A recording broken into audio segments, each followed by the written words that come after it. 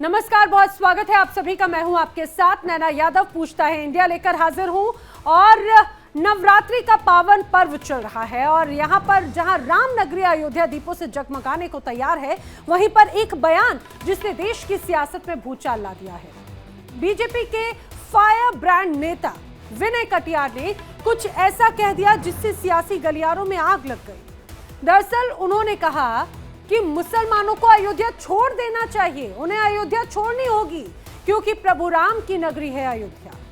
अयोध्या में मस्जिद नहीं बनने देंगे, ये बात भी विनय कटियार ने कही। मस्जिद का निर्माण सरयू के पार करें तो ज्यादा बेहतर होगा। उन्होंने साथ ही ये भी कहा कि अयोध्या से मुसलमानों का कोई लेना देना ही नहीं। उन्होंने कहा कि मुस्लिमों को सरयू नदी के उस पार जाना होगा। विनय कटियार का यह बयान सीधा सीधा उन लोगों के लिए संदेश है जो राम मंदिर निर्माण के बाद भी जमीनी सियासत में धर्म की दीवार खड़ी करना चाहते हैं। विपक्ष ने इस बयान को जहर घोलने की साजिश बताया। सबसे पहले अयोध्या के सपा सांसद अवधेश प्रसाद ने विनय कटियार पर हमला बोला। उन्होंने निशाना साधते हुए कहा कि देश सभी धर्म के लोगों का है। कटियार अपने बयान पर विचार करें। सांप्रदायिक सौहार्द के खिलाफ यह बयान उनकी तरफ से बताया गया। विनय कटियार के वो शब्द जो आज पूरे देश में तूफान ला चुके हैं, कुछ इसे धार्मिक चेतना की हुंकार मानते हैं तो कुछ इसे सांप्रदायिकता की चिंगारी बताते हैं। लेकिन बड़ा सवाल यह है कि क्या अयोध्या सिर्फ एक धर्म की जागीर है या फिर ये वो जमीन है जहां सदियों से सभ्यता, संस्कृति और सह अस्तित्व की मिसालें गढ़ी गई। लेकिन अब कटियार के बयान पर सियासी बवाल भी उठता हुआ नजर आता है। तो हम इस अयोध्या नगरी के अंदर अन्नीपुर, धन्नीपुर, इसका कोई मतलब नहीं। इस जिले के अंदर क्यों रहे वो लोग? जाएं, नदी कुछ पार चले जाएं, गोंडा चले जाएं, बाकी जगह चले जाएं, बस्ती चले जाएं। यहाँ क्या काम है उनका? यहाँ राम का मंदिर है, वही काम करेगा। ये प्रभु श्री राम के राज की ये मर्यादा नहीं रही। उनके राज में मर्यादा रही, सभी सुखी रहें, सभी प्रसन्न रहें, तो राम की मर्यादा अयोध्या में हमेशा रहेगी।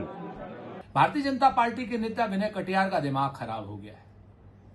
शायद मानसिक संतुलन बिगड़ गया होगा। देश के संविधान का विरोध कर रहे हैं, हिंदू मुसलमान को विखंडित खंड खंड करने की बात कर रहे हैं, मुसलमानों को अयोध्या छोड़ने की बात कर रहे हैं। ये देश विरुद्ध है, ये धर्म विरुद्ध है, ये राजद्रोह है।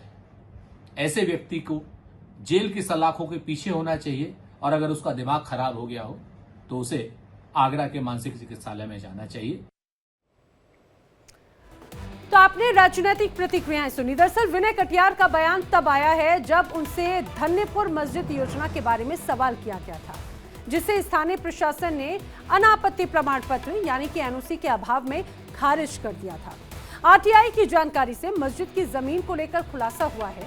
आरटीआई के अनुसार मस्जिद की जो जमीन है उस पर मुकदमा चल रहा है। अयोध्या में मस्जिद निर्माण की प्रक्रिया पर इसी वजह से रोक लगा दी गई है। एनओसी और लेआउट प्लान अभी तक मंजूर नहीं किया गया। मस्जिद निर्माण का नक्शा अथॉरिटी से गायब है। अभी भी मुसलमानों को आवंटित 5 एकड़ जमीन हुई थी। सुप्रीम कोर्ट के फैसले के बाद में इस जमीन का आवंटन हुआ था। फिलहाल धन्नीपुर में मस्जिद के लिए नक्शा सबसे बड़ी रुकावट बना हुआ है। इस्लामिक फाउंडेशन को मिली जिम्मेदारी और बताया जा रहा है कि एडीए ने मस्जिद का नक्शा एक तरह से कहा जाए कि खारिज कर दिया, यानी कि अयोध्या डेवलपमेंट अथॉरिटी की तरफ से। 6 साल के बाद में मस्जिद को अभी तक एनओसी नहीं मिली है। 8 विभागों ने अब तक एनओसी दी ही नहीं है। बताया जा रहा है कि पेपर वर्क पूरा नहीं होने के तर्क दिए जा रहे हैं। पेपर वर्क पूरा नहीं है, इस वजह से एनओसी नहीं दी गई।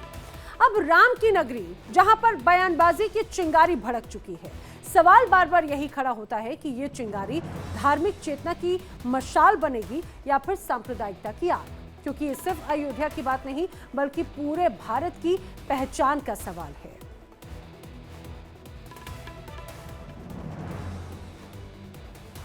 और जिस तरह से अब लगातार तस्वीरें एक एक करके जब सामने आती हैं तो अलग अलग बयान, रिएक्शंस जो हैं वो भी सामने आते हैं। इसीलिए पूछता है इंडिया में बड़े सवाल हैं। क्या विनय कटियार बताएंगे कि मुसलमान आखिर कहाँ रहेंगे, क्योंकि उन्होंने तो कह दिया कि उन्हें अयोध्या में नहीं रहना। धार्मिक शहरों को धर्म आधारित आबादी में बांटना क्या सही है? सुप्रीम कोर्ट के आदेश से जमीन मिली तो मस्जिद निर्माण आखिर अभी तक क्यों नहीं हो पाया, उसकी शुरुआत तक नहीं हो पाई। ये वो तमाम सवाल हैं जो लोगों के जहन में लगातार बार बार खड़े होते हैं और इसी पर करेंगे चर्चा। मेरे साथ में खास मेहमानों का पैनल जो जुड़ रहा है, आइए जल्दी से आपको उनसे मिलवा देती हूँ। बीजेपी प्रवक्ता रामकुमार पाल जी हमारे साथ में जुड़ रखे हैं, मुन्ना हबीब खान जो कि कांग्रेस नेता हमारे साथ में जुड़ रखे हैं, दिनेश फलहारी जी महाराज हिंदू धर्म गुरु हमारे साथ में है, जल्दी समाजवादी पार्टी के नेता भी हमारे साथ जुड़ेंगे, उनसे भी आपको मिलवाऊंगी। शुरुआत धर्मेंद्र सिंह जी मैं आप ही से करना चाह रही हूँ, माफ कीजिए रामकुमार पाल जी मैं आप ही से करना चाह रही हूँ। विनय कटियार जी के इस बयान को कैसे समझा जाए? अगर अयोध्या नहीं तो फिर कहाँ जाएंगे अयोध्या में रहने वाले, दशकों से रहने वाले मुस्लिम परिवार? नमस्कार, आचार्य जी को प्रणाम करता हूं। और देखिए, अभी सरकार ने या सुप्रीम कोर्ट ने फैसला कर दिया है तो उस विवाद को वहां मानना चाहिए, विवाद को खत्म करना चाहिए। जमीन सरकार ने दी है सुप्रीम कोर्ट के कहने पे, और वो अयोध्या से काफी दूर है, अयोध्या से काफी दूर। अयोध्या वासी जानते हैं कि जमीन कितनी दूर दी गई है। अब इस विवाद में ज्यादा पढ़ना तो ठीक नहीं है, और वो तो एक सूत्र बंधे हुए है, और हम लोगों को तो कांग्रेस ने अपने कई सूत्रों में बांट के रखा है। हमें तो अभी जागरूक करते हैं, रात दिन घूम घूम के, जागते रहो हिंदू, जागो हिंदू, ये हमारे यहाँ पैटर्न चलता है। और वहां पे क्या पैटर्न चलता है आप देख ही रहे, आई लव मोहम्मद। अरे हम भी मोहम्मद से प्यार करते हैं, लेकिन अब सर तन से जुदा क्या है? तो ये उनकी एकता बोलती है, वो कानून को नहीं मानते, किसी चीज को नहीं मानते। तो ये विनय कटियार जी बहुत वरिष्ठ और बहुत पुराने नेता है, लेकिन आज का दौर बदला है, मोदी युग है, सबका साथ सबका विकास वाली बात है। तो इस तरह का बहुत बड़ा विवाद करने से क्या मिलेगा, देश को क्या फायदा होगा? देश आज किस उन्नति में चल रहा है, विकास के पथ पर चल रहा है। अयोध्या कितना विकसित हुआ है, पूर्व के अयोध्या और आज के अयोध्या में कितना विकास, और कितने आज रोड्स और कितनी सड़कें, कितने फ्लाईओवर्स बन रहे हैं। विनय कटियार जी के बयान को लेकर रामकुमार पाल जी जरा ये समझाने की कोशिश कीजिए, आखिर इस तरह के भाषा, इस तरह के शब्दों का क्या इस्तेमाल करने का क्या औचित्य है? देखिए, Vinay Katiyar no doubt BJP के खंबे हैं, बीजेपी के पुराने नेता है, लेकिन आज का दौर उन्हें याद नहीं आ रहा है। आज का दौर क्या चल रहा है? आज का दौर उस जमाने का दौर नहीं है। इसके लिए जो भी है उसको संभालना चाहिए। और दूसरी बात, एसआईआर चल ही रहा है, उसमें सपोर्ट करिए ना। बाहरी मुसलमान आए हैं, रोहिंग्या और बांग्लादेशी, उनको आप निकलवाइए और उनके लिए मदद करिए, शासन को, प्रशासन को, या हमारे जो चुनाव आयोग को। अब जो यहाँ के मुसलमान है, जो यहाँ के पहले के मुसलमान है, उसको किस तरह भगाओगे? ये बहुत ही अटपटा सा उन्होंने समस्या खड़ी की है, और ये जो भारत के लिए अच्छी बात नहीं है। इस तरह से हर जगह होगा। हाँ, विरोध तो मुसलमान भी करे और हम भी करें, रोहिंग्या और बांग्लादेशी का करें। यहाँ जो भारतीय मुसलमान है उसको कैसे निकालेंगे? और जब इनका शासन काल था, एक दो नहीं 4-4 बार ये सांसद रहे, तो अयोध्या के आस पास कितने मुसलमान है, मुसलमानों से घिरी हुई हमारी अयोध्या है, हमारी नगरी, हमारे भगवान है। लेकिन ठीक है, इसको आज के दौर पे, आज के विकास के माहौल से और आज की जो समस्या है उसको देखो और उसके हिसाब से चलो, यही आग्रह रहेगा। धर्मेंद्र सिंह जी भी हमारे साथ में जुड़ चुके हैं, समाजवादी पार्टी के प्रवक्ता हैं। धर्मेंद्र सिंह जी, एक अलग तरह की चर्चा की शुरुआत हो गई है विनय कटियार के बयान के बाद में। अयोध्या में एक तरफ तो मस्जिद पर संग्राम बरसों से चला आ रहा है, दशकों से चला आ रहा है, लेकिन एक तरफ उसका निर्माण तो हुआ नहीं है, शुरुआत तक नहीं हुई। दूसरी तरफ विनय कटियार कह रहे हैं कि एक तरह से अयोध्या में मुस्लिमों की जरूरत ही नहीं है और ये उनकी जगह ही नहीं है, उन्हें अयोध्या छोड़कर जाना होगा। नमस्कार नैना जी, हमारे पहले साथियों को भी मेरा प्रणाम। देखिए नैना जी, ये विनय कटियार जी का बयान ये सोची समझी साजिश के तहत दिया गया है। जिस तरह से देखिए, अभी कानपुर के एक छोटे से मामले को लेकर के, जबकि वहां का प्रशासन और सारे लोग कह रहे हैं कि कहीं से भी वो गलत नहीं है, उसके बाद भी उसको टैकल करने का तरीका राज्य सरकार ने ऐसा किया, पूरे देश में, प्रदेश में एक तरह का अनिश्चितता का माहौल खड़ा हो गया है।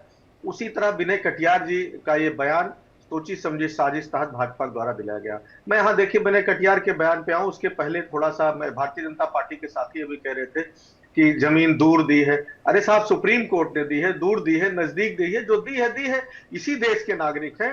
क्या आप भारत का संविधान नहीं मानते हैं क्या कि उनको ये कहेंगे कि नहीं नहीं नदी के उस पार जाइए, उस जिले में जाइए, फला जगह जाइए? अरे हिंदुस्तान के उतने बड़े नागरिक हैं जितना यहाँ भारतीय जनता पार्टी के जो प्रवक्ता साथी बैठे हैं वो हो या मैं हूं या आप हैं, तो उनको ये कहने वाले आप कौन होते हैं कि नहीं आप वहां बसाइए, दूर दिए नजदीक दिए? जागते रहो हिंदुओं कहने के बजाय अगर आप संविधान को मान रहे होते तो कहते जागते रहो भारतीयों।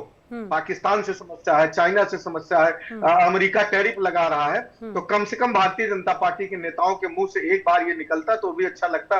जब कहते हैं सबका साथ सबका विकास, तो उसमें जागते रहो भारतीयों कहते तो सामने भी रहता, लेकिन कहेंगे सबका साथ सबका विकास, लेकिन मुसलमान पाकिस्तान छोड़ दे, भारत छोड़ के पाकिस्तान चला जाए, ये अयोध्या छोड़ दे, जागते रहो हिंदुओं। इस तरह की भाषा नफरती करते हैं, ये देश को बरगलाए रखना चाहते हैं, देश को बांटना चाहते हैं, विभाजन क्रिएट करके अपनी कुर्सी बचाए रखते थे। और फिर विनय कटियार जी से क्या उम्मीद करें? विनय कटियार जी उस बजरंग दल के हैं जिसपे कई बार प्रतिबंध की मांग लगी।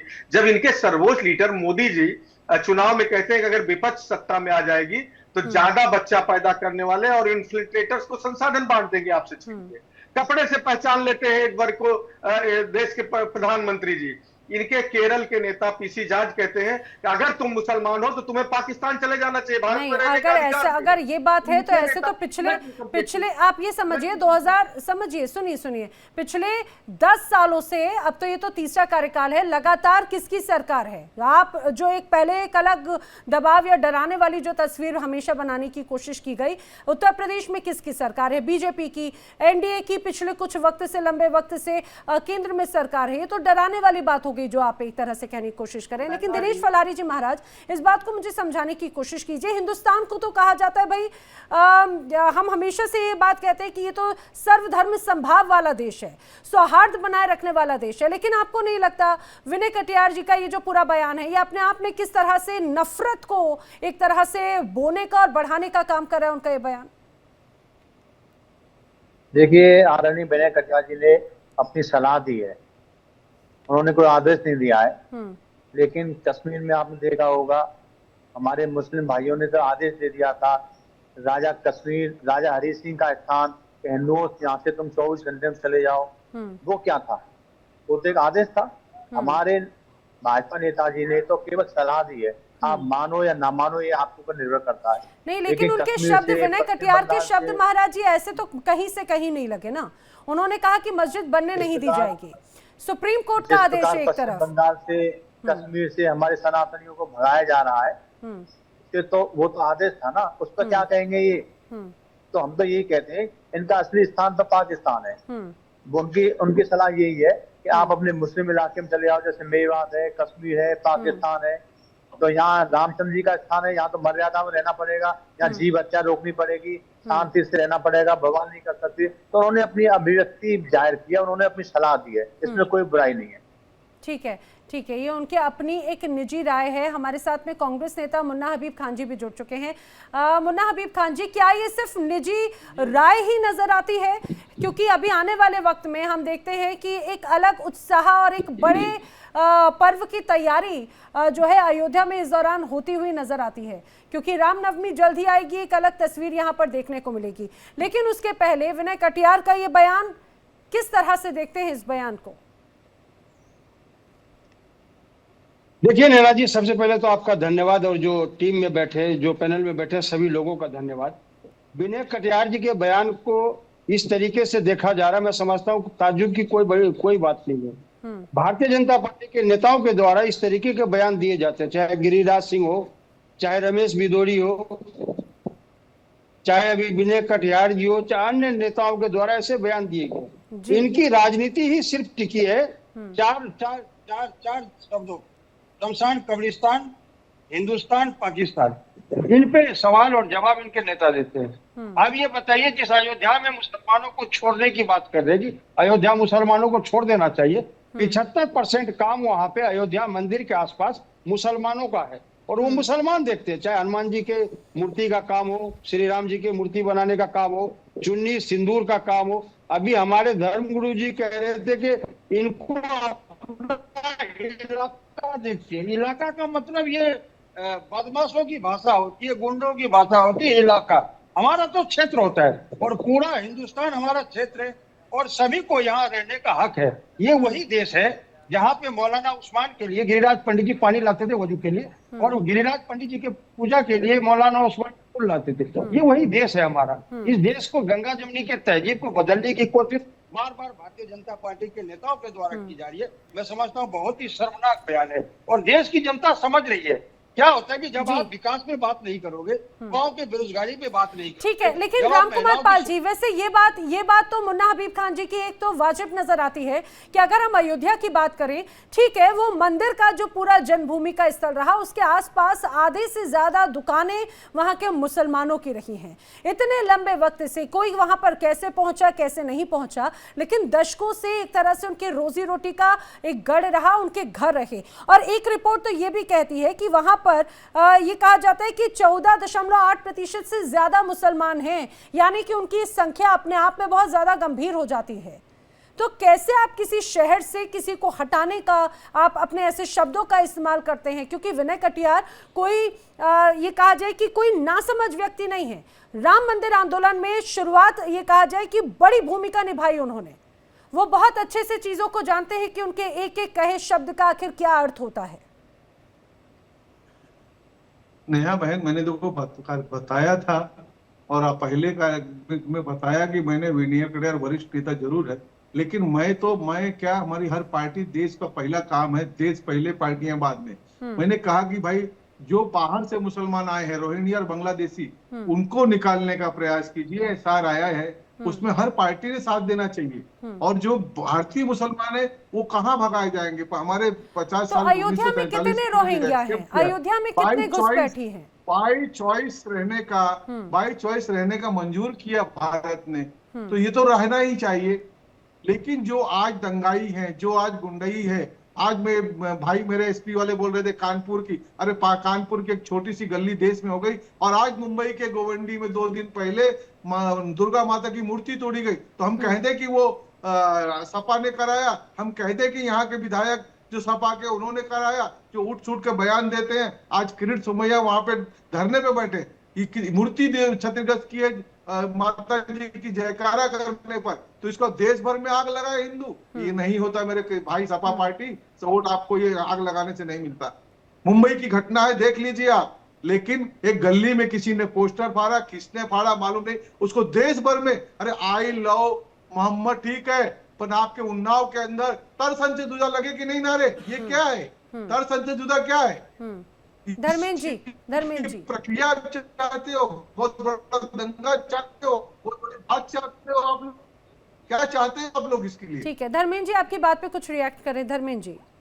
नैना जी भारतीय जनता पार्टी के साथ ही पूरे देश में जहां जहां इनकी सरकार बनी, पूरे देश को आग लगाने का काम किया। नॉर्थ ईस्ट आप देख लीजिए, कितना शांत था हमारा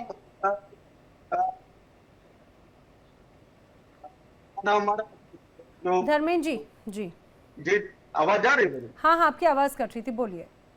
लेह लद्दाख कितना शांत था, लद्दाख को भी जला दिया। मणिपुर की स्थिति आप देख लीजिए, और पूरे देश के अंदर उत्तर प्रदेश में बार बार हिंदू मुस्लिम में दूरी करा के, नफरत पैदा करा करके ये लोग जलाना चाहते हैं कुर्सी बचाने के लिए। और दूसरों कह रहे हैं, अरे आप सोचो, सरकारें आपकी लगातार ऐसे माहौल क्यों क्रिएट कर रहे हैं, और आप द्वारा सत्ता से बेचित लोग। ये देश अमन चैन का रहा, नाम प्रभु श्री राम का, जो हे खग हे मृग हे मधुकर, उस सबके सम्मान की बात करते हैं, जो जटायु को ताज का स्वरूप देते हैं। और वो तुलसी बाबा रामचरितमानस जो लिखते हैं प्रभु श्री राम का, वो रहीमदास जी से जब संदर्भ कर रहे होते हैं, तो उन्होंने कहा सुरती नरती नारती यह चाहत सबको है। तो उसकी अगली लाइन रहीमदास जी पूरा करते, गोद लिए हुलसी फिरे तुलसी सो सुत हो। उस देश को आप जलाना चाहते हैं आग में, और उसके बाद आरोप दूसरों पर लगा रहे हैं। लेकिन मुझे लगता है धर्मेंद्र सिंह जी अभी पिछले कुछ वक्त से, खासतौर से अगर हम देखें तो 2019 में ही इस पूरे मामले को लेकर ये फैसला आया था कि मंदिर निर्माण होगा राम जन्मभूमि पर, और लगभग 25 से 30 किलोमीटर दूरी जो है अयोध्या राम मंदिर की, उस इलाके से 25 से 30 किलोमीटर की दूरी पर है धन्यपुर जगह, जहां पर मस्जिद का निर्माण होना है। और तब से लेकर अभी तक तस्वीर में कुछ बहुत ज्यादा अंतर नजर नहीं आया। जो बड़ी बड़ी बातें कही थी, उसके बाद से स्थिति कुछ भी अलग होती हुई नजर नहीं आई। और ये तो कहा गया था भाई इंडो इस्लामिक कल्चरल फाउंडेशन बनाया जाएगा। ये भी दावे किए गए थे कि पूरी दुनिया से, इस्लामिक कंट्री से बाकायदा चंदा आ रहा है और उस पर निर्माण कार्य शुरू होगा।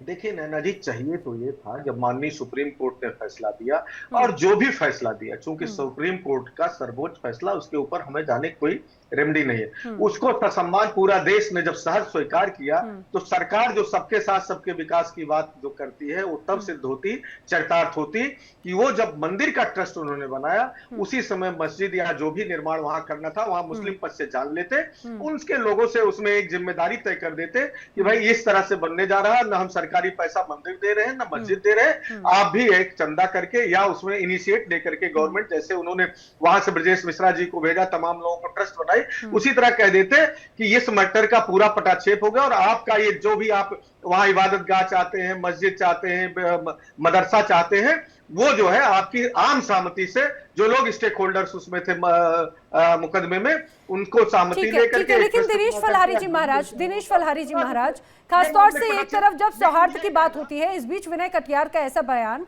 ये समाज में नफरत फैलाने वाला बयान नजर नहीं आता क्या? देखिए, उन्होंने अपनी सलाह जारी की है, इसमें नफरत की बात कहां से? नफरत तो वहां होती है जब तन से जुदा के नारे लगते हैं, जहाँ मुस्लिम बाहुल्य इलाके हैं वहां गर्दन काट देते हैं। नहीं, लेकिन अगर विनय कटियार ये कहते हैं कि भाई मस्जिद नहीं बनने दी जाएगी, तो ये तो सुप्रीम कोर्ट का जो आदेश आया, एक तरह से उसी को ही चैलेंज करने की बात हो गई। सुप्रीम कोर्ट ने आदेश दिया है कि मंदिर यहाँ रहेगा, मस्जिद यहाँ रहेगी, लेकिन उन्हें अपनी सलाह तो कोई भी व्यक्ति दे सकता है। भाजपा प्रवक्ता जी ने स्पष्ट कहा है कि जहाँ तन से जुदा के नारे लग रहे हैं, तो वहाँ क्या होगा? असली तो कार्रवाई उन लोगों पर होनी चाहिए ना जो माहौल को खराब कर रहे हैं। यदि कोई व्यक्ति अपनी सलाह दे, तो सलाह देने में क्या माहौल खराब हो जाएगा? ठीक है, लेकिन जिस तरह से बार बार रामकुमार पाल जी, विनय कटियार का ये जो बयान है, ये मुझे लगता है कि अभी जो शुरुआत हुई है ये बहुत दूर तक जाएगी, लेकिन ये उनका निजी बयान है या पार्टी की भी यही राय है? उनकी निजी राय है, और मैंने पहले भी कहा आज का दौर और है, विकास का दौर है, विकास करना है। उनके दौर की बात और थी, आज की दौर की बात है। आज जब सरकार ने दिया है तो बाबरी मस्जिद बननी चाहिए। बाबरी मस्जिद का कोई कमेटी का अध्यक्ष भी शायद चुना गया है, उसको बन जाना चाहिए। इस विवाद में पड़कर देश को पीछे नहीं रखना। अरे तो विकास कैसे होगा? विकास एक तरफा हो रहा है। मस्जिद की तो अभी एनओसी तक नहीं मिल रही, वो ये कहते हैं उनको एनओसी तक नहीं मिली है। मेरी सरकार से अपील है कि उनको एनओसी दी जाए, उनका काम चालू किया जाए, और वो होना चाहिए। हम इसके विरोध में नहीं है, लेकिन मुस्लिमों के से अपील करते हैं कि जो रोहिंग्या और बांग्लादेशी है, इस सपा से भी हम अपील करते हैं कि उनको निकालें, और जो भारतीय मुसलमान है उनका भी पहला दायित्व तो बनता है कि बांग्लादेशी और रोहिंग्या को देश से बाहर करें एसआर के थ्रू। ये वोट बैंक की राजनीति छोड़ो, वोट भारत के लोग देंगे आपको, जिस भी पार्टी को चाहिए वोट मिलेगा, लेकिन ये वोट बैंक के लिए आप देश को सत्यानाश ना करो। ठीक है। धर्मेंद्र सिंह जी, आखिर क्या ये वोट बैंक की राजनीति है क्या? क्योंकि खासतौर से बार बार ये तो कहा जाता है कि भाई स्थिति थोड़ी अलग है, विकास तो हो रहा है, विकास मंदिर का निर्माण तो हो गया, एक तरफ अभी रामकुमार जी कह रहे हैं भाई विकास, ये वक्त जो है विकास का है, लेकिन विकास सिर्फ आपको पूरी उसी रूप में नजर आता है क्या? देखिए नैना जी, कम से कम हमारे भारतीय जनता पार्टी के साथी भाई रामकुमार पाल जी ये जो बात यहाँ बोल रहे हैं, सबसे पहले योगी आदित्यनाथ को और नरेंद्र मोदी जी को बोल देते तो बड़ा अच्छा होता। इस विकास की बात करो, ये भड़काऊ बात, और हिंदू मुसलमान करना बंद कर दो।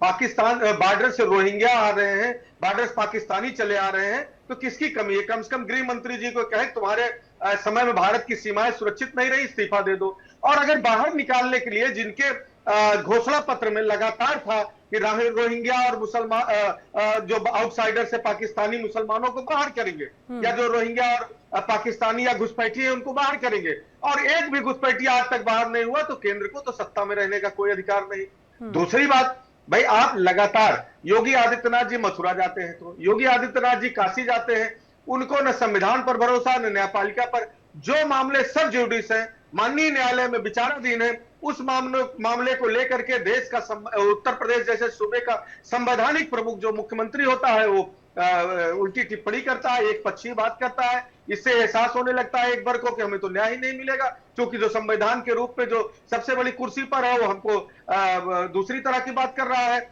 वो कहता है यहाँ कुछ है ही नहीं, वहां जाएंगे तो कह देंगे कृष्ण जन्मभूमि के स्थान पर केशव देव मंदिर है, वहां पर कुछ और कह देंगे, यहाँ इस तरह की नहीं थी। तो ये लगातार सोची समझी साजिश के तहत देश को और प्रदेश को नफरत की आग में झोंकने का काम भारतीय जनता पार्टी कर रही है। इसको विकास से कोई लेना देना नहीं, नौजवानों की नौकरियों से कोई लेना देना नहीं है। देश सुंदर हो, देश मजबूत हो, बॉर्डर्स हमारे सुरक्षित हो, इससे उसका कोई लेना देना नहीं है। फॉरेन पॉलिसी में पूरी तरह फेल है, इसको कोई लेना देना नहीं। सच केवल ये है कि किसी भी तरह नफरत की खेती करके हमारी कुर्सी बची रह जाए, यही दिल्ली भी चाहती, यही उत्तर प्रदेश भी चाहता। लेकिन जिस तरह से बार बार ये बातें उठती रही हैं धर्मेंद्र सिंह जी, ये सियासत वाली बात या नफरत वाली बात सिर्फ एक तरफा तो नहीं होती। पिछले कुछ वक्त से बार बार कभी मंदिर के नाम पर, मंदिर पर जमकर सियासत होती रही, भड़काने का काम जमकर होता रहा, और उसके बाद का ही नतीजा ये कहा गया है कि जो बीज बोया है आज के वक्त में वही तस्वीर अभी नजर आती है। देखिए नैना जी, देखिए कौन बोता है देश के कैबिनेट में एक मंत्री गिरिराज सिंह, मैं उनका 2-3 बयान दे रहा हूं लगातार। गिरिराज सिंह कहते हैं नवंबर 29 नवंबर 18 कहते हैं दारुल उलूम देवबंद को टेंपल ऑफ टेररिज्म शब्द पेश किया। उन्होंने कहा कि वो जानवरों की तरह प्रशिक्षण दे रही, ये जगह जानवरों की तरह प्रशिक्षण दे रही, यहाँ हाफिज सईद बगदादी लोग पैदा होते। ये आप दूसरे धर्म को लेकर के इसी देश के नागरिक को जितना अधिकार उनका है उतना अधिकार प्रत्येक भारतीय नागरिक का, इस तरह की भाषा प्रयोग करते हैं। सहारनपुर में कहते हैं Deoband Gangotri of terrorism, all most wanted terrorist, इस तरह की भाषा का प्रयोग करते हैं। तो पूर्णिया में भाषण देते समय कहते हैं मुसलमानों को पाकिस्तान भेज देना चाहिए, हमें ऐसी स्थिति देखनी नहीं चाहिए। 2023 में कहते हैं जब अरशद मदनी ने प्रेस किया था और बजरंग दल के, उस समय भी तमाम नेताओं ने इस तरह की बयानबाजी दी थी। उसमें उन्होंने डिमांड की थी कि भारत सरकार और राज्य सरकार को इस पर ध्यान देना चाहिए। तो उन्होंने कहा Muslim should have been sent to Pakistan, और यही आगे वो कहते हैं कि उसी समय भेज देना चाहिए था तो कोई दिक्कत नहीं होती, Pakistan at the time of the partition itself, इस तरह की भाषा कहते हैं जो उन्होंने बाई चॉइस है, बाई चांस नहीं है, उनकी भी जमीन मदरलैंड है। देखिए इनको पहले भारतीय जनता पार्टी को यह समझना पड़ेगा कि ये जो हिंदुस्तान के अंदर जो मुसलमान हैं वो हमारे आपके बीच के हिसाब, और जो लोग जिन्होंने पूजा पद्धति बदल दी, रहन सहन बदल दी, खान पान बदल दिया, तो हो सकता है हमारे आपके लेगेसी से, लेकिन आप लगातार उस वर्ग को नफरत की निगाह देख रहे हैं। नहीं, लेकिन धर्मेंद्र जी राम कुमार जी जो कह रहे हैं कि भाई जो रोहिंग्या या घुसपैठ है उनको बाहर करना चाहिए, उनका आखिर क्या काम है हिंदुस्तान में, अयोध्या में क्या काम है? किसका? रोहिंग्या या विदेशी अगर एक भी हिंदुस्तान की धरती पर है तो वो उसका सारी जिम्मेदारी केंद्र सरकार की है, और केंद्र सरकार को नैतिकता का इस्तीफा दे देना चाहिए। एक भी रोहिंग्या, एक भी घुसपैठिया अगर यहाँ पर है तो हिंदुस्तान के। राम कुमार जी देखिए धर्मेंद्र सिंह जी, सुनिए आप कि जब सोमनाथ चटर्जी स्पीकर थे, यही ममता बनर्जी ने रोहिंग्या और बांग्लादेशी के लिए उनके मुंह पे कागज फेंका था। और जब आप कानपुर के कोयला मंत्री थे, उन्होंने यहाँ डिक्लेयर किया था कि 6 करोड़ रोहिंग्या और बांग्लादेशी घुसे हुए, तब आपको इस्तीफा देने समझ में नहीं आया, तब तो आपके कान में बात भी नहीं आई। और आज कितने लोग निकाले जा रहे हैं, आपसे सहायता मांगी जा रही है कि देश को बचाना है, देश रहेगी तो आपकी पार्टी भी रहेगी। आप जब शासन काल में थे क्या किया आपने? आपने कब्रिस्तान और ये सब बनाए हैं, कौन सा हिंदुओं का मंदिर बनाया, कौन सा हिंदुओं को मदद की? अरे हिंदुओं के मंदिर के तो पैसे आप ले रहे हो इंडोमेंट एक्ट के तहत, उसमें छूट दिलवाइए ना, उसके पैसे व्यय पर रहे हो वजीफे में, उसके पैसे व्यय पर मौलाना को देने के लिए 10-10 करोड़ राशन कार्ड निकले बोगस, 10-10 करोड़, 2 लाख करोड़ कंपनियां निकली बोगस। क्या है ये? आपके कार्यकाल की सब चीजें हैं। आपको आईना दिखा रहा हो कानपुर के कोयला मंत्री और ममता बनर्जी स्पीकर के मुंह पे इसी मुद्दे पे पेपर फेंका था। लेकिन राम कुमार जी सारी चीजें हैं। अब अयोध्या की बात पे मैं पश्चिम बंगाल को शामिल नहीं कर सकती ना। बात यह है कि एक तरफ शांति सौहार्दपूर्ण बनाए जाने की माहौल की बात होती है, लेकिन उसी बीच अगर विनय कटियार ये कहते हैं कि यहाँ से सभी मुस्लिमों को जाना चाहिए, उनका यहाँ पर कोई काम नहीं है, तो उनकी धार्मिक भावना आहत नहीं होगी या फिर उनकी भावनाओं का क्या? कभी पक्ष नहीं लिया है मैंने, विनय कटियार का पक्ष नहीं लिया है मैंने। एक जो सामाजिक बात है, सामाजिक सौदार बने रहे, उसी की बात की है। 100% मैंने विनय कटियार की बात का समर्थन नहीं किया है। धर्मेंद्र जी जी देखिए, राम कुमार जी व्हाट्सएप इंडस्ट्री का इतना बड़ा ज्ञान लेके आए, वो ममता बनर्जी और उस जमाने में चले गए। अरे साहब, वो जो चले गए उनको जनता ने जो है सत्ता में नहीं रखा है। आपको 10 साल से तीसरा कार्यकाल जनता ने किस लिए दिया है? आपके तो घोषणा पत्र में भी था कि एक भी रोहिंग्या बांग्लादेशी हिंदुस्तान नहीं रहेगा। दूसरी चीज, मंदिर का चंदा खाने वाले दूसरों पर चंदा की बात करते हो। अयोध्या में मंदिर के चंदे से खरीदी गई जमीनों में भारतीय जनता पार्टी के लोगों ने घोटाला किया और 1 रुपए की जमीन को करोड़ों में बेच दिया, लेकर के ट्रस्ट का पैसा खा गए। बेईमानी का यह आलम रहा। दूसरों को ज्ञान देते हैं, हमको बताते हैं। हमारे नेता आदरणीय अखिलेश यादव अपने पैसे से केदारेश्वर महादेव का भव्य मंदिर बन के इटावा में तैयार हो रहा है, और आपको भी पूजन करिए, दर्शन करिए। और आप की तरह हम लोग चंदा खाने वाले नहीं है। चंदा चोरों भारतीय जनता पार्टी के नेताओं ने ट्रस्ट के पैसे से जमीन खरीदी और कई गुना, 100 गुना दाम पर जमीनें खरीदी। एक समय में 5 मिनट के अंदर की रजिस्ट्री में 16 करोड़ की रजिस्ट्री 60 करोड़ की हो गई। इस पर कोई जवाब आया? ठीक है, लेकिन दिनेश फलहारी महाराज जी, एक तरफ आज जब हम विकास की बात करते हैं हर तरफ, और ये बात बार बार कही जाती है सबका साथ सबका विकास, लेकिन क्या ऐसा विकास सिर्फ एक तरफा होगा? क्या विनय कटियार के बयान को लेकर क्या इसे इसी रूप में समझा जाए? देखिए, सरकार तो विकास कर ही रही है। अब कोई महानुभाव बयान दे दे तो उससे सरकार पर कोई फर्क नहीं पड़ता। सरकार अपने हिसाब से काम करती है। सरकार विकास कार्य में पूर्ण लगी हुई है, और जितने भी रोहिंग्या मुसलमान हैं, जितने भी घुसपैठी हैं, उनकी सर्चिंग चल रही है। हमारे जब से देश आजाद हुआ है तब से लगभग 15 करोड़ घुसपैठी इस देश में घुस चुके हैं, रोहिंग्या भी हैं। तो ऐसे लोगों की सर्चिंग बहुत जरूरी है। इससे देश नरक बनता जा रहा है। ऐसे लोग जब तक देश से बाहर नहीं जाएंगे तब तक देश में बेरोजगारी की समस्या खत्म नहीं होगी। लेकिन दिनेश फलहारी महाराज जी, उन्हें चिन्हित कैसे करेंगे? ऐसे तो एक साथ सभी को अगर देश से या शहर से बाहर निकालने की बात होगी तो ऐसे सौहार्द बिगड़ेगा नहीं तो और क्या होगा? हर जिले में शासन प्रशासन इस कार्य में लगा हुआ है, सर्चिंग चल रही है। जिन लोगों के आधार कार्ड नहीं है, जिनके पास वोटर कार्ड नहीं है, जो अपने पिछला इतिहास नहीं बताएंगे कि हम कहां से आए, कैसे आपने। अब तो ये भी हो रहा है कि कुछ लोग तो फर्जी आधार कार्ड बना के रह रहे हैं और वो बांग्लादेशी हैं। तो ऐसे लोगों की सर्चिंग चल रही है और बहुत जल्दी इसमें निष्पक्ष जांच हो रही है, और सभी जो दूध का दूध पानी का पानी अलग होगा और रोहिंग्या देश से भगाए जाएंगे। तो क्या अयोध्या वाले रोहिंग्या हैं क्या? नहीं, मैं अयोध्या की बात नहीं कर रहा, मैं पूरे देश में 15 करोड़ घुसपैठी हैं, उन सबकी सर्चिंग चल रही है। कुछ लोगों को तो बाहर कर भी दिया है और इनको सारे शासन प्रशासन के द्वारा सर्चिंग हो रही है।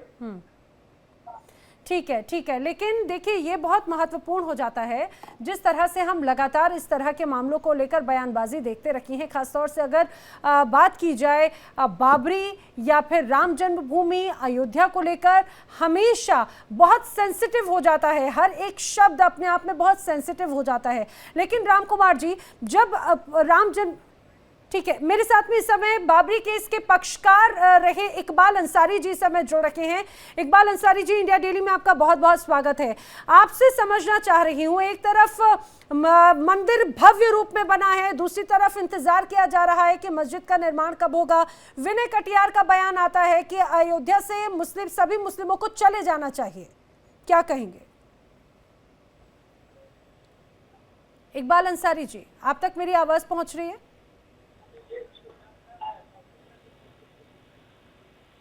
इकबाल अंसारी जी, आपको मेरी आवाज सुनाई दे रही है?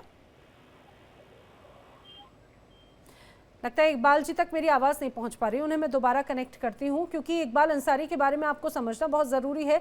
इकबाल अंसारी मुस्लिम पक्षकार रखे थे बाबरी मस्जिद मामले में और लगातार वो पूरे लंबे समय तक उन्होंने लड़ाई लड़ी। आखिर में उन्होंने ये ज़रूर कहा था कि जो भी कोर्ट की तरफ से फैसला आएगा उससे स्वीकार किया जाएगा, और जब फैसला मंदिर बनाने की, राम जन्मभूमि बनाने को लेकर बात हुई तो उसमें भी उन्होंने उसका स्वागत किया था। इकबाल अंसारी जैसे ही कनेक्ट होंगे एक बार फिर से मैं उनसे जानने की कोशिश करूंगी कि विनय कटियार के इस बयान को लेकर आखिर कैसे समझा जाए। राम कुमार पाल जी, विनय कटियार का अगर ऐसा कोई बयान आता है तो फिर तो इकबाल अंसारी जैसे जो वहां के तमाम मुसलमान रहे जिन्होंने बाकायदा हर पहलू पर हर पक्ष में सपोर्ट किया, सहयोग किया, उनके साथ में बेईमानी नहीं होगी क्या? देखिए, इकबाल अंसारी जी एक जीता जागता बहुत अच्छा परिणाम है इन्होंने केस तो लड़ा, लेकिन ये हनुमानगढ़ी से, नित्य गोपाल दास से, सबसे जुड़े रहे। ये हिंदू का विरोध नहीं किए, वहां के लोगों का विरोध नहीं किया इन्होंने। इकबाल अंसारी जी ने एक मिसाल है कि किस तरह से निर्णय लाया। और इकबाल अंसारी जी को तो मैं कहता हूं कि सपा वाले उनको एक उदाहरण मान लें कि किस तरह राम जन्मभूमि की केस भी लड़ा और किस तरह हिंदुओं से कॉपरेट करके मिल के काम किया। उनका संपर्क रहा, संतों में संपर्क रहा। अयोध्या के हर संत जानते कि इकबाल अंसारी कैसे लोग हैं, और इकबाल अंसारी भी हर आदमी को जानते कि कैसे वो लोग हैं वहां पर। तो ये एक सीख है। और मैं हमेशा कह रहा हूं कि भारतीय मुसलमान का भी पहला दायित्व तो बनता है कि जो रोहिंग्या और बांग्लादेशी है उनको SIR के थ्रू, कानून प्रक्रिया के थ्रू बाहर निकाला जाए, गुंडागर्दी और लफड़े से नहीं, मारामारी से नहीं। रामकुमार जी, इकबाल अंसारी जी एक बार फिर से मेरे साथ में जुड़ रखे हैं। इकबाल अंसारी जी, आप तक मेरी आवाज पहुंच रही है? जी, इकबाल अंसारी जी, आपका बहुत स्वागत है इंडिया डेली की इस चर्चा में। विनय कटियार का जो आज बयान सामने आया, उसको कैसे देखते हैं? उन्होंने कहा अयोध्या से सभी मुसलमानों को अयोध्या छोड़कर चले जाना चाहिए। देखिए, सवाल हमारे यहाँ अयोध्या का है। अयोध्या धर्म की नगरी है, अयोध्या देवी देवताओं की नगरी है, अयोध्या राम की नगरी है। कभी भगवान राम ने जो है मुसलमानों को नहीं हटाया, न कुछ कहा। सभी एक दूसरे का सम्मान करते रहे। विनय कटियार जी की बात सामने आई है। हो सकता है उनकी जबान जो है फिसल गई हो, लेकिन ऐसी सोच उनकी नहीं है। तो उनके मन में ऐसा कैसे आया? वो कह रहे मस्जिद भी नहीं बनने देंगे। मस्जिद के लिए ठीक कहा। वो जो नक्शा जो है कैंसिल हुआ है, वो नक्शा किसी मस्जिद का नहीं था, वो तो नक्शा था म्यूजियम का।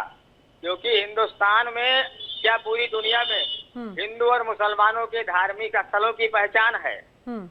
मंदिरों में शिवालय होते हैं, मस्जिदों में मीनार होती है, सिखों में जो है उनका अपना जो है वो चिन्ह होता है सबका। तो ये जो नक्शा इन्होंने पेश किया था, ये तो नक्शा था म्यूजियम का।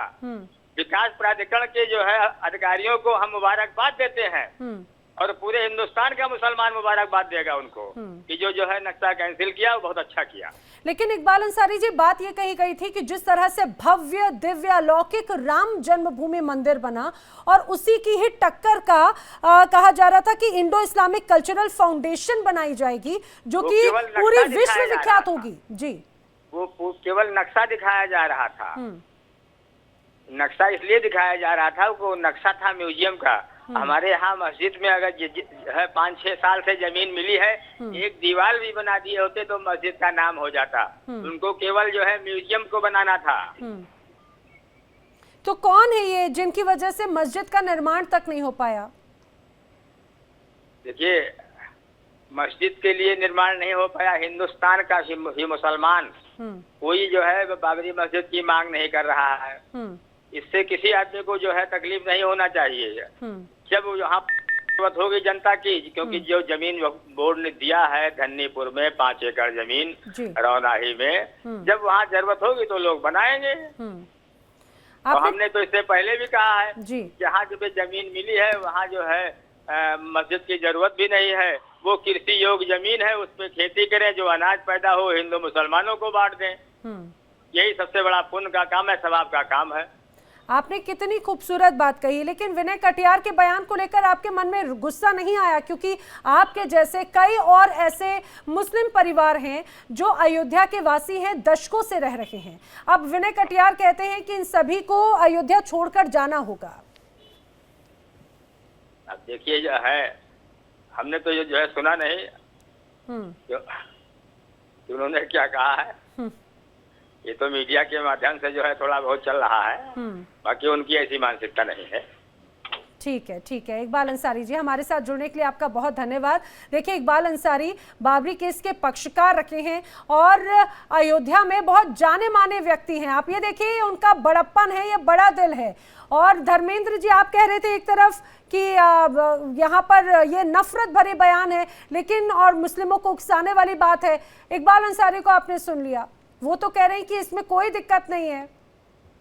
नेहा जी, यही तो मैं कह रहा हूँ कि इस देश जो है, इस सबको मैंने अभी आपको रहीमदास जी, तुलसीदास जी के दोहे के माध्यम से बताया, देश प्रेम और सौहार्द का है।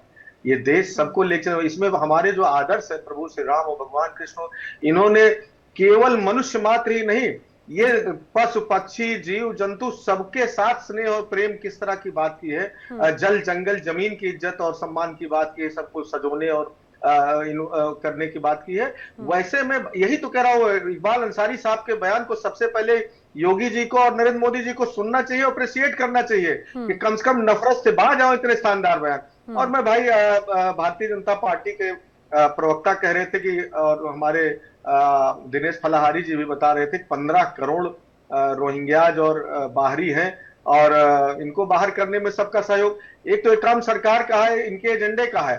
अगर इस हिसाब से सरकार ये काम करती रहेगी तो कितने हजार साल में निकाल 15 करोड़ लोगों का मतलब जानते हैं? 15 करोड़ लोगों में क्या 15 लोगों को निकाल पाई है? 1500 लोगों को निकाल पाई है? ये केवल जुमला करते हैं, केवल उस आधार पर वोट मांगते हैं। अभी कितनी बार मांगेंगे? इनके पास कोई डाटा नहीं है, कोई आंकड़ा नहीं है, किसी को नहीं। ठीक है, आपकी बात पे मुन्ना हबीब खान जी भी जवाब देना चाह रहे हैं, लेकिन मैं अपने दर्शकों को बता दूं, राजनीतिक विश्लेषक संदीप मिश्रा जी भी मेरे साथ इस चर्चा में शामिल हुए हैं। आपका भी बहुत स्वागत है संदीप जी। लेकिन मुन्ना हबीब खान जी कुछ कह रहे हैं। मुन्ना हबीब खान जी, आपने इकबाल अंसारी को भी सुना, आप धर्मेंद्र जी की बात पर प्रतिक्रिया दें, लेकिन मेरे सवाल का भी जवाब दीजिएगा। यहाँ पे कितनी खूबसूरत बात इकबाल अंसारी जी की तरफ से कही गई कि ये नफरत वाली बातें ऐसी कही नहीं जा सकती। हो सकता है समझने की दिक्कत हो, यहाँ पर भड़काने वाले बहुत लोग होंगे, लेकिन अयोध्या के जो मुसलमान हैं वो भड़कने वाले नहीं हैं। देखिए नैना जी, बिल्कुल सरल तरीके से समझने की जरूरत है कि एक किसी गीतकार ने लिखा है कि मंदिर से निकले अश्लोक और मस्जिद से आजान, और सबसे पावन देश है मेरा सनम मेरा हिंदुस्तान। क्या बात है। अगर सहनशीलता हिंदुस्तानियों में, हिंदुस्तान के कल्चर में, हिंदुस्तान के मुसलमान, सिख, ईसाई, हिंदू भाइयों में अगर सहनशीलता नहीं होती तो न जाने कब की देश में आग लग चुकी होती। को मैं प्रणाम करता हूं कि जिस तरीके से नफरत के बोल पूरे देश में फैलाए गए, उसके बाद भी ये शांति का माहौल सभी जाति धर्म सभी समुदाय के द्वारा जो स्थापित है, इसके लिए मैं दिल से नमन करता हूं, दिल से सलाम करता हूं। दूसरी बात, विनय कटियार जी लगातार 15 साल से, लेकिन मुन्ना हबीब खान जी, इस देश का तो इतिहास ही रहा है। आपने कहा कि भाई सहनशीलता नजर आती है, बिल्कुल सही कहा आपने। आए दिन लगातार इस तरह की तमाम बयानबाजी होती है। पूरे उत्तर प्रदेश में एक अलग तरह की मुहिम चल रही है, वहां से बयानबाजी होती है, वहां सरतन से जुदा जैसे शब्दों का इस्तेमाल किया जाता है। सहनशीलता ही तो है ये। लगातार पहले जब यहाँ पर मुस्लिम आक्रांताओं ने राज किया तो उसके बाद में भी हिंदुस्तानियों ने सहनशीलता दिखाई थी। अब जब अगर एकजुटता की अगर बात यहाँ पर कही जा रही है इकबाल अंसारी की तरफ से, तो फिर ये कहा जाए कि राजनीति करने का मौका भी इकबाल अंसारी जी आपसे छीन चुके हैं। नहीं नैना जी, मैं तो सीधा एक बात समझता हूँ कि अगर इस देश में रहना है तो देश के संविधान को हर एक जात को, चाहे हिंदू हो, मुस्लिम हो, सिख हो, ईसाई हो, सभी को मानने होंगे और मानते हुए आए। दूसरी बात, विचारधारा की लड़ाई है, लेकिन विचारधारा की आप देखिए बीजेपी में खुद डिस्प्यूट का मामला फुट दिख रहा है। एक तरफ तो देश के प्रधानमंत्री कहते हैं सबका साथ सबका विकास, दूसरी तरफ उनके मंत्री और प्रवक्ता कहते हैं कि भाई मुसलमान को पाकिस्तान जाना होगा, मुसलमान को राज्य छोड़ने होंगे, मुसलमान को अयोध्या छोड़ना होगा, मुसलमान को बोध गया छोड़ना होगा। ये किस तरीके की भाषा है? इसका मतलब किसी भी तरह से बीजेपी एकजुट नहीं है, और जब तक बीजेपी एकजुट नहीं होगी तो मैं समझता हूँ देश का विकास। राम कुमार पाल जी, आए दिन हर किसी अलग अलग राज्यों से मुस्लिमों को छोड़ने की या फिर मुस्लिम विरोधी बातें कही जाती हैं। आपने सुना कि किस तरह से यहाँ पर कांग्रेस नेता मुन्ना हबीब खान कह रहे हैं, ये नफरत बढ़ाने वाली बातें हैं सिर्फ। देखिए आप ही गवाह हैं, मैंने एक भी शब्द कहा कि भारत के सारे मुसलमान निकाले जाएं? आधे घंटे से आपके साथ नहीं हूँ, मैंने सिर्फ कहा कि लेकिन अलग अलग इलाकों से तो बात होती है ना लगातार, जब उसका विरोध भी तो नहीं करते आप अगर समर्थन नहीं कर रहे हैं, विरोध भी तो नहीं कर रहे हैं। मैं आग्रह कर रहा हूँ मुन्ना खान से और धर्मेंद्र सिंह जी से साहब कि जो रोहिंग्या बांग्लादेशी उनको निकालने में आप मदद करिए। ये भारत आपका भी है जितना हमारा। आपने जब स्वेच्छा से बाई चॉइस रहने की बात की तो रहे ना आज तक, लेकिन आपका दायित्व तो नहीं है देश मजबूत करने के लिए? देश में जो बाहरी लोग का मेरे अंगने में बाहर का जाने का क्या काम है?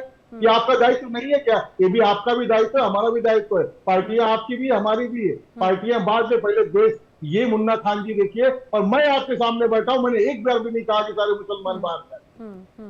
एक कानपुर की घटना हुई है तो उसको गली के गली में रखना चाहिए। मुन्ना खान जी, मुंबई में भी घटना हुई है, मूर्ति खंडित की है जयकारा बोलने के लिए, तो क्या पूरे देश में आग लगा दी जाए?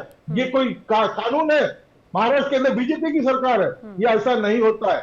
सहनशीलता हमारे को तो कहा जाता है विश्व का कल्याण हो, हम सिर्फ मुसलमान नहीं, विश्व की हर संदीप मिश्रा जी भी मेरे साथ में जुड़ रहे हैं क्योंकि अब वक्त बहुत ज्यादा नहीं है चर्चा के लिए। संदीप मिश्रा जी, आपका भी चर्चा में स्वागत है। आ रही हूँ धर्मेंद्र जी, मैं जल्दी से संदीप जी की टिप्पणी ले लेती हूँ। संदीप जी, एक तरफ शांति सौहार्द बनाए रखने की बात होती है, लेकिन एक सीनियर व्यक्ति की तरफ से विनय कटियार जो राम मंदिर आंदोलन का हिस्सा रखे हैं और अग्रज टीम में शामिल रखे हैं, एक बड़े कद वाले माने जाते हैं, उनकी तरफ से ये कहना कि मस्जिद का निर्माण नहीं होने दिया जाएगा, उनकी तरफ से यह कहना कि यहां पर अयोध्या में मुस्लिमों की जरूरत नहीं है, उन्हें अयोध्या छोड़कर चले जाना चाहिए, ये बयान, इस तरह की बातें क्या नफरत फैलाने वाली बातें नहीं है?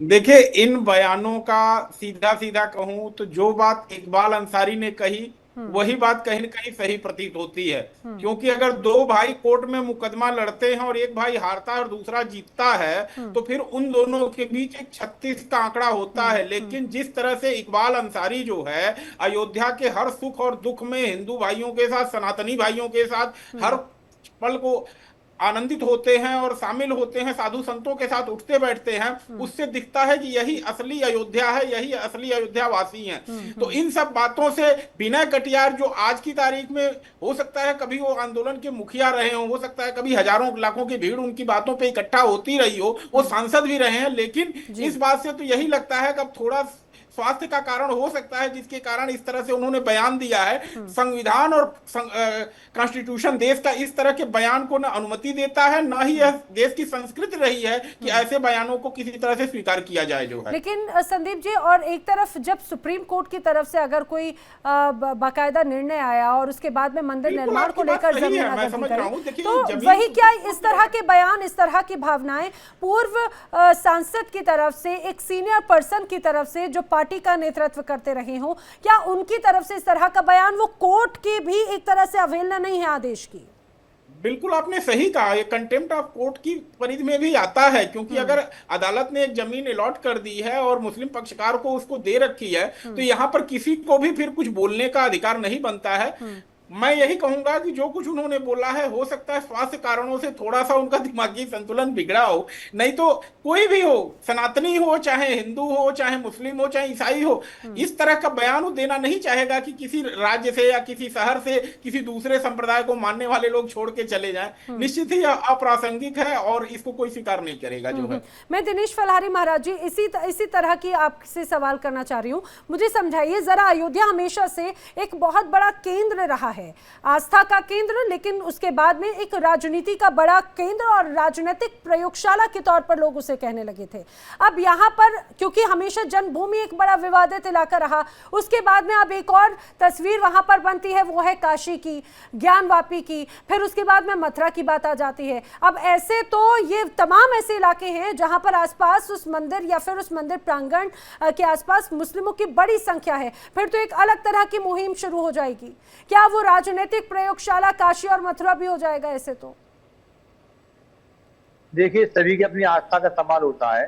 भगवान श्री राम गौ माता की पूजा करते थे, स्त्रियों को भी देवी मानते थे, और उन्हीं संस्कारों के अपोजिट यदि कार्य होने लगे, जिस गौ माता को भगवान मानते हैं उसी गौ माता को ये रोटी के साथ खा जाते हैं और स्त्रियों के साथ 3 तलाक की दुर्भावना व्यक्त करते हैं, तो जब राम के संस्कार ही नहीं रहेंगे, राम के मानने वाले ही नहीं रहेंगे, तो मुझे ये लगता है कि विनय कटियार जी जो बयान दिया है, ऐसे लोगों को देखकर ही दिया है कि भगवान श्री राम की परंपरा को मानिए, ऐसा ना करें जहाँ श्री राम का जन्म स्थान है वहीं पर आप ऐसे कृत्य करेंगे तो किसी ना किसी व्यक्ति की आस्था धूमिल होगी और उनको आहत होगा। यही सवाल धर्मेंद्र जी आपसे भी। फलहारी जी महाराज संत वेश में हैं और इनको शायद याद होगा कि प्रभु श्री राम का जो शासन था या जो कालखंड में जब राजा के रूप में थे अयोध्या में, तो असहमतियों के सम्मान की वो पराकाष्ठा थी कि एक उनके राज्य के सबसे कमजोर व्यक्ति की असहमति पे माता सीता को उन्होंने जंगल का निर्वासन दिया था। सीता अयोध्या के भी था, अयोध्या के युवराज भी थे, उस समय उन्होंने किया।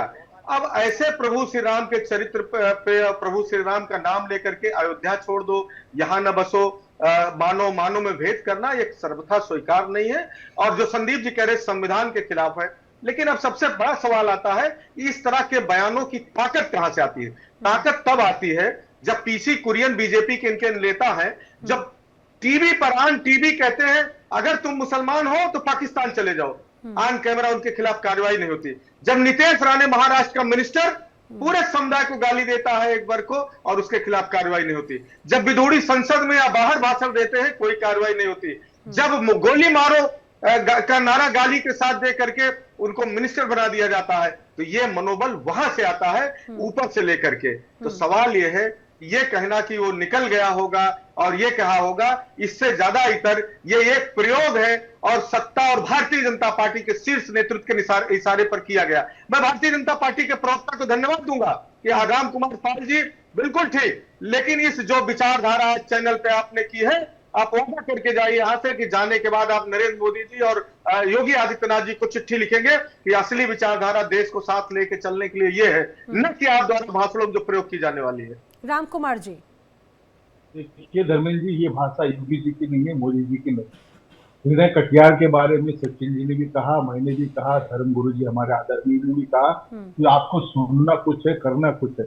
आपको कर्नाटक में दिखता, कर्नाटक में क्या था। लेकिन राम कुमार जी, क्या वैसे पड़ला झाड़ लेना, क्या किसी बयान से पड़ला झाड़ लेना वहीं तक की चीजें सीमित हो जाएंगी? क्या इस पर कोई एक्शन या इसकी कोई जिम्मेदारी नहीं होती? राम कुमार जी, कोई काम दिखता ना आपको, कोई फर्जी राशन। राम कुमार जी, आप तक मेरी आवाज पहुंच रही है क्या? अरे भाई, बीजेपी का विरोध करो, एक पार्टी आप जरूर। मुझे लगता है राम कुमार जी तक मेरी आवाज नहीं पहुंच पा रही। संदीप मिश्रा जी, क्या ये सिर्फ कह देना कि ये उनका निजी बयान है और पड़ला झाड़ लेना, क्या इससे या ये यहाँ तक सीमित है? क्योंकि ऐसे वक्त में जब हम जानते हैं कि एक बहुत छोटा सा बयान या कोई भी छोटी सी बात बहुत बड़ा रूप ले लेती है, चिंगारी आग का रूप ले लेती है, तो ऐसे वक्त में इतना, और वो भी ऐसे सेंसिटिव मसलों पर इस तरह की बयानबाजी माहौल बिगाड़ेगी नहीं क्या? देखिए, इस तरह के बयान पर अगर ये ना कहा जाए तो और कोई चारा भी नहीं है।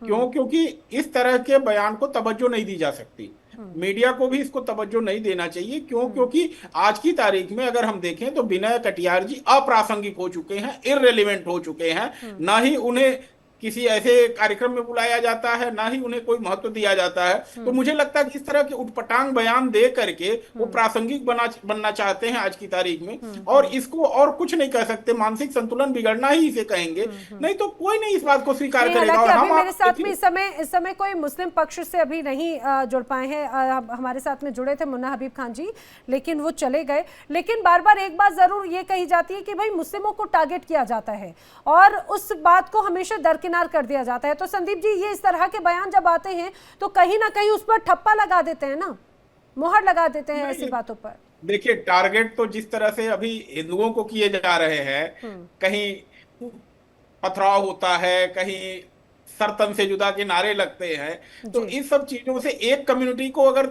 जिम्मेदार नहीं ठहराया जा सकता तो दूसरे को भी, हिंदुओं को भी नहीं ठहराया जा सकता। दोनों को ही, कुछ लोग अगर समाज में कीड़े बन चुके हैं, कुछ लोग ऐसे बयान देते हैं जो कि समाज का ताना बाना है उसको बिगाड़ता है, तो ऐसे लोगों को जो है जरूरत है कि तवज्जो न दी जाए। क्योंकि अगर इनको हम तवज्जो देंगे तो कहीं ना कहीं उनके मकसद को जो है हम कामयाब होने देंगे। तो चाहे हिंदू पक्षकारों में कोई इस तरह का बयान दे, चाहे कोई मुस्लिमों में जाकर के सरतंज से जुदा का नारा लगाता है, माहौल बिगाड़ने वाले ही बयान है। और मुझे लगता है कि वो नैतिक जिम्मेदारी भी होती है, संवेदनशील मसलों पर बोलते हुए जरूर बात करनी चाहिए। हालांकि भले ही हम यहाँ पर ये तर्क दें कि विनय कटियार की उम्र हो गई है, वो क्या सोच समझ के कहते हैं, लेकिन वो भी बखूबी जानते हैं कि उनका कहा गया एक एक शब्द क्या मायने रखता है और कहां पर चोट करता है। बहरहाल, आप लोग सभी इस चर्चा में मेरे साथ शामिल हुए, आप सभी का बहुत बहुत धन्यवाद।